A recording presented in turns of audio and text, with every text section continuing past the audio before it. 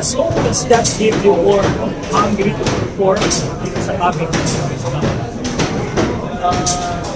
Disappointment, disappointment lang na parang hindi ako nakapaglaro. Pero hanggang doon lang yun.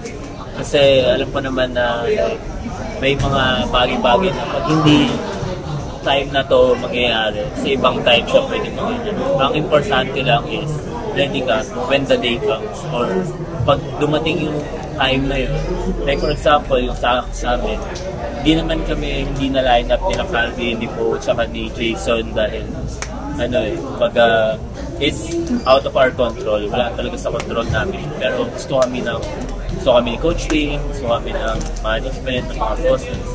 Pero yung sa China, hindi namin kontrolado. So, ang sa akin, ang thinking ko is, siyempre nalungkot ka, first comeback namin ni Calvin, yung mga kasama natin. Pero nilagay ko sa mind ko na hindi pa naman doon natatapos eh.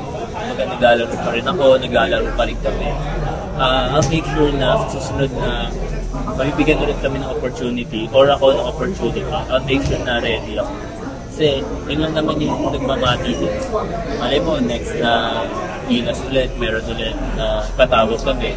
I'll make sure ready ako mag-compete para sa spot ko. And make sure na ready ako para makasulat sa Gilas, sa program. Pero until now, yung pag-hinay na wala ka sa game, kaya nakakuha ng game ko. Until now, may pag-hinay na hindi ka nakakuha ng game ko. Siyempre talagang nandun yung panghihinayang. Na nag-prepare kami. Ako, hindi lang ako kaming apat, nag-prepare talaga kami ng mabuti para doon. So, siyempre, hindi mo wala yung panghinayang. Pero yun nga, yung panghinayang, lagi lang nandun yun. Pero ako, masaya ako, sobrang saya namin. Kami nga, masaya kami na nag-champion, na nag-gold tayo. Proud kami sa mga teammates namin. As in, sama-sama kami nag-sacrifice, sama-sama kami. Sobrang proud kami sa kanya. Terence, anong masasabi mo dun sa comparison nyo daw ni Kit Jimenez kasi mga fans excited dun sa magiging team up nyo? Actually, mas magaling yata sa akin talaga si Kit eh. Siguro matanda na ako. Dati siguro nung kabataan ko, parang yung mga ginagawa ni Kit ngayon, parang hirap, hindi ko na ganong nagagawa. Parang last time ko na nagagawa yung ginagawa ni Kit, mga 24 years old ko ba? Ngayon, medyo, pero kaya ko pa naman mag-complete, kaya ko pa naman mag-complete. May mga advice ka ba sa kanya kung nakapag-usap na kayo? Ako, madalas kayo mag-usap. Ina-advisean ko siya na sabi ko sa kanya, marami na ang alam magpunta ng PBA and madali magpunta ng PBA. Ang problema, mahirap tumagal. So, manap ka ng way kung paano ka tatagal sa PBA and make sure mo na tatagal ka, na nagdo-dominate ka, na gumagawa ka ng sarili mo.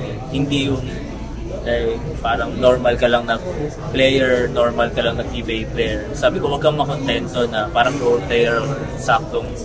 Dapat mag-aim ka na ma-reach mo yung full potential mo.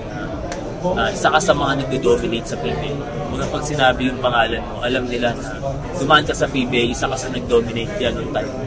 So, yun ang ano ko sa kanya, challenge ko sa kanya. And yung bata, sobrang sipat. Sobrang grabe makinig. Tapos makita namin yung work ethic niya. Grabe siya sa practice. Ang galing na pinapakita sa practice. So excited ako. Excited ako mga teammates siya. Excited ako na kasama ko sa kasabay kami sa